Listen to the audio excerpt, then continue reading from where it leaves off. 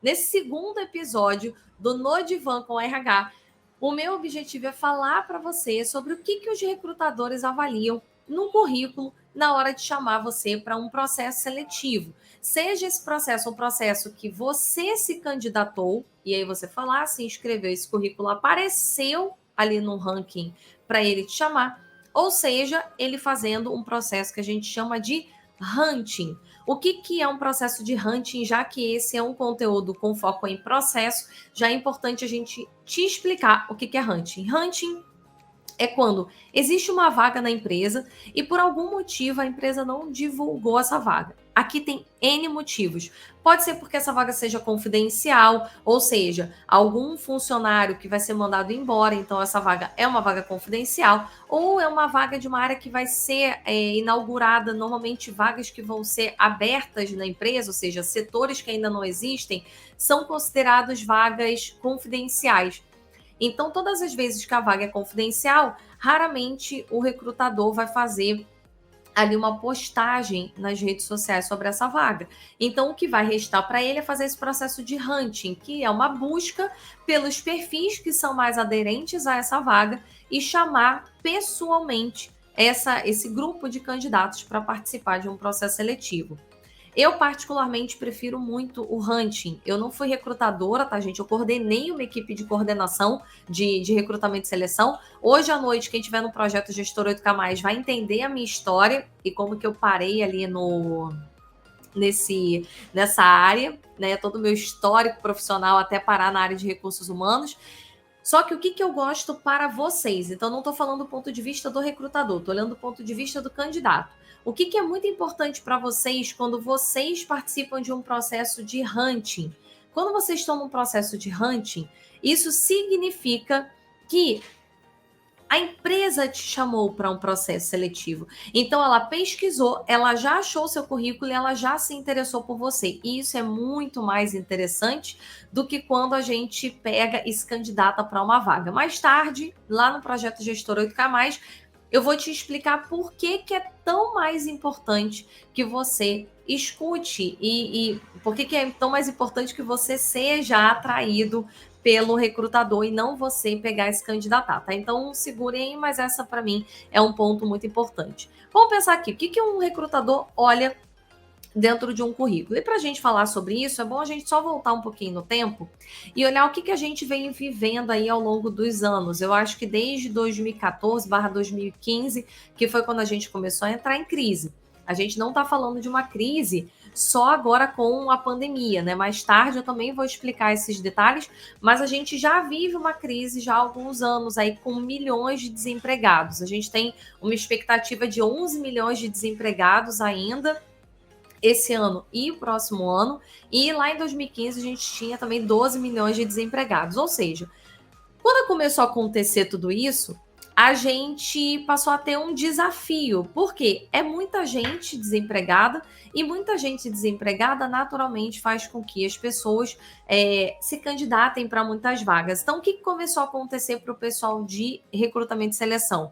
Eles começaram a receber currículos de diversas áreas completamente diferentes, só para poder a pessoa mandar o currículo. O que passava na cabeça de muitos candidatos, ou que passa até hoje na cabeça de muitos candidatos? Que abrir uma vaga para a área comercial. Eu não tenho nada a ver com a área comercial, eu sei lá, eu trabalho no jurídico. Mas como eu estou desempregada, eu vou mandar meu currículo para que o RH... Opa! É isso que dá ficar apoiando o celular, gente. Aí fica caindo aqui o celular do TikTok. Mas voltei, gente, voltei. Amanhã eu tenho que ter um apanhador aqui para esse celular, né? Que tá lindo. Vamos lá, voltando. E aí, o que acabou acontecendo? Muita gente, eu abri uma vaga na área financeira, mas eu sou do jurídico. E aí eu pego, me candidato para essa vaga, porque eu fico com uma crença de que o RH vai ver o meu currículo e de repente tem uma vaga interessante para a minha área e ele vai me chamar. E, gente, o RH não consegue fazer isso, tá? Por quê? Desde que a gente começou a ter aí esse boom, né, de pessoas se candidatando para tudo quanto é vaga, para conseguir ter uma possibilidade de ser chamado para uma entrevista, o RH passou a receber milhares de currículos. Então, à noite, eu vou te explicar isso com mais calma, porque à noite eu tenho mais tempo para falar com vocês, porque é um treinamento. Aqui é um conteúdo mais rápido.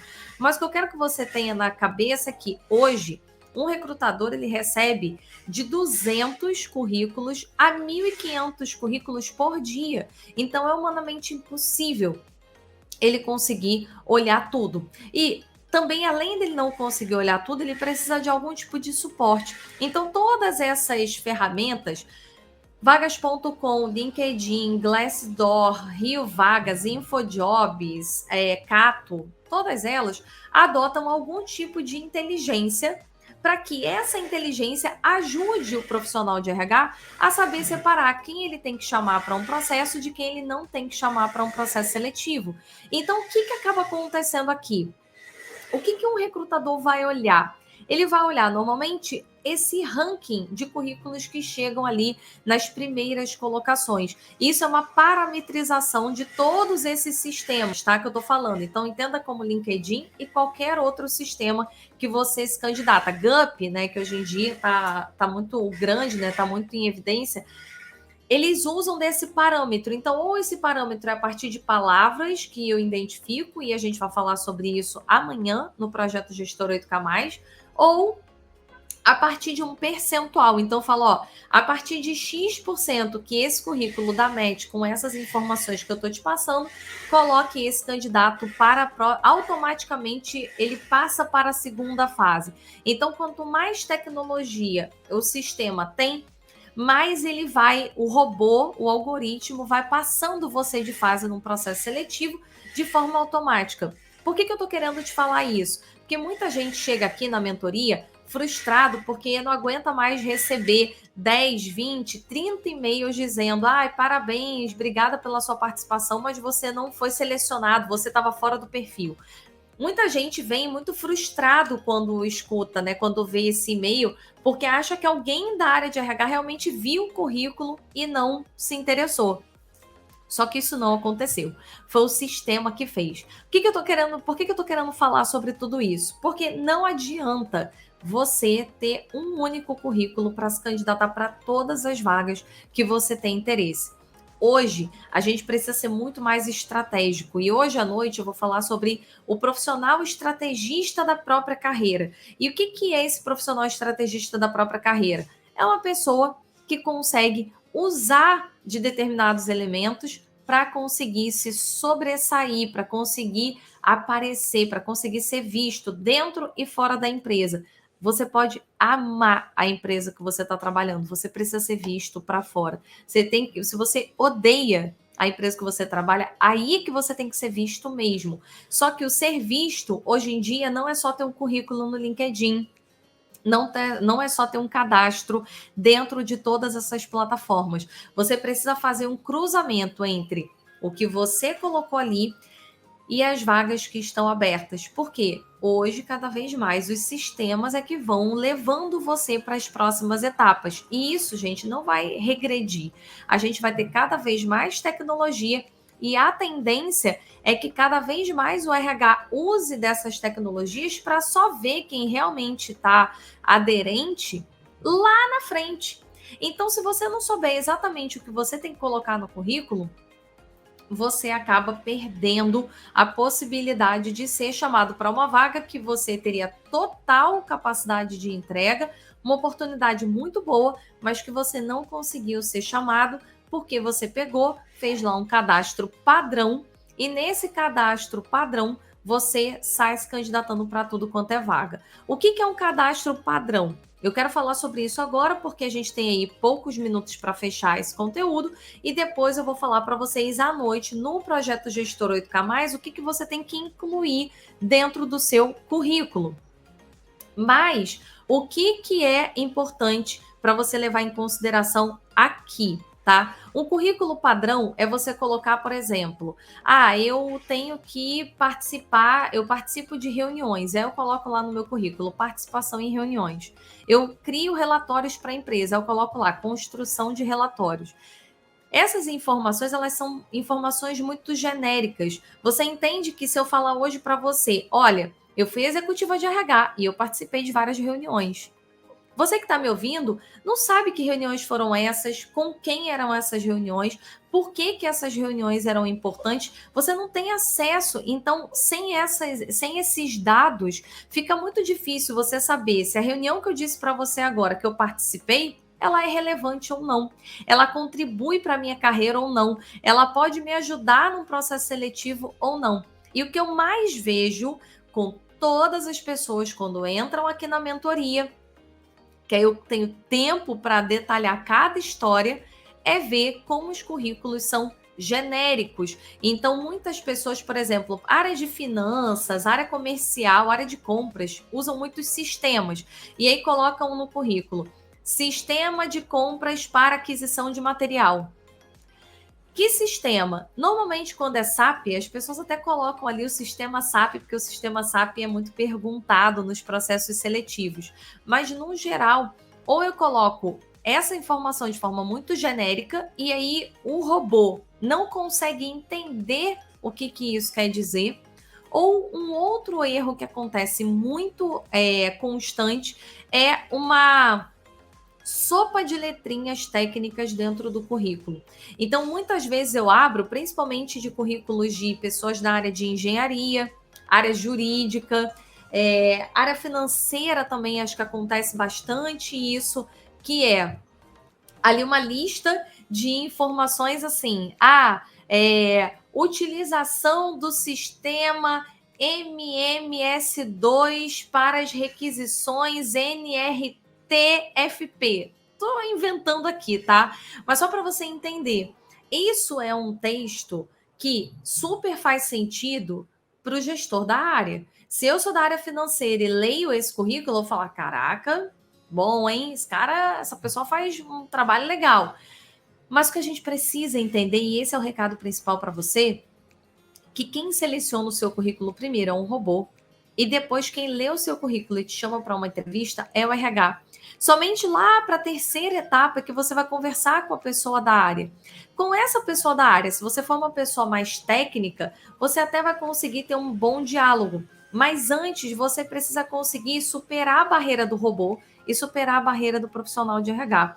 Quanto mais técnicas o meu currículo tiver, quanto mais sopa de letrinhas, eu estou levando em consideração que o RH, na hora de parametrizar essa vaga, colocou essa sopa de letrinhas lá na descrição da vaga. Só que, entendam, a maioria dos RHs não colocam essas sopas de letrinhas. Muitas vezes, só se for algo muito específico que ela precisa ter de conhecimento, ela vai colocar.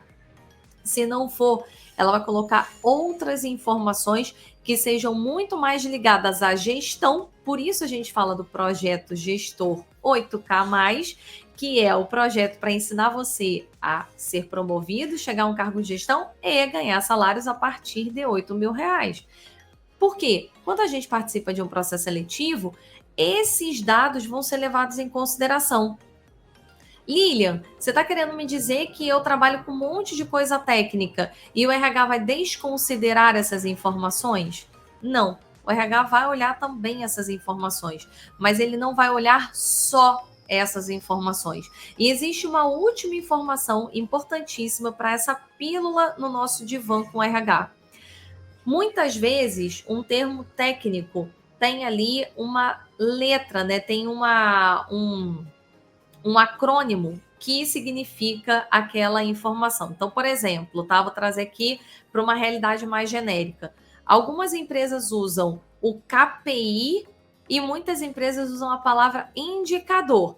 KPI vem do inglês, então ele é um acrônimo para falar sobre os indicadores chaves de performance, né? A tradução livre aqui para português. Então, KPI. E aí, muitas vezes, você coloca no seu currículo só KPI, porque você trabalhou em empresa multinacional e todo mundo nessa empresa chamava de KPI, mas numa vaga que você se candidatou, aquele entrevistador, aquele recrutador, colocou indicador como palavra-chave, não KPI. Lilian, mas KPI é um indicador de performance. Tudo bem, só que ele usou a palavra indicador, ele não usou a palavra KPI.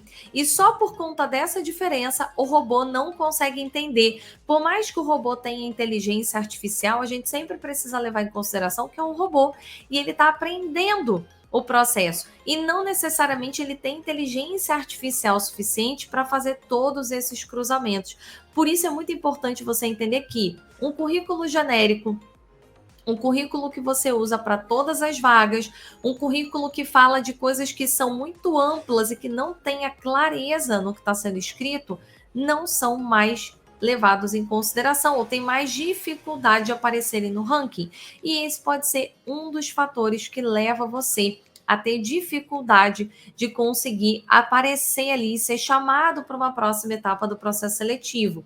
Muito diferente do que muita gente acha, que eu não estou sendo chamado porque a vaga é uma vaga que está preferencialmente um profissional de comunicação e eu sou formado em administração.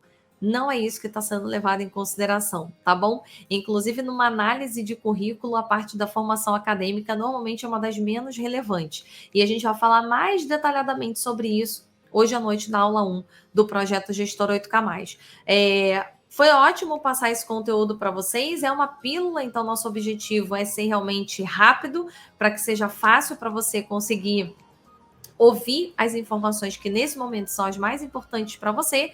E nesse momento, então, eu espero você no projeto Gestor 8K+, se inscreva, o link está na descrição do vídeo ou na bio, para quem está no Instagram e no TikTok, hoje às 8h20 da noite. E lá eu vou ter tanto a parte de conteúdo e depois eu vou abrir para perguntas. Então eu vou ler ali ao vivo questões que estejam passando na carreira de vocês e dar uma orientação direta para vocês, tá bom?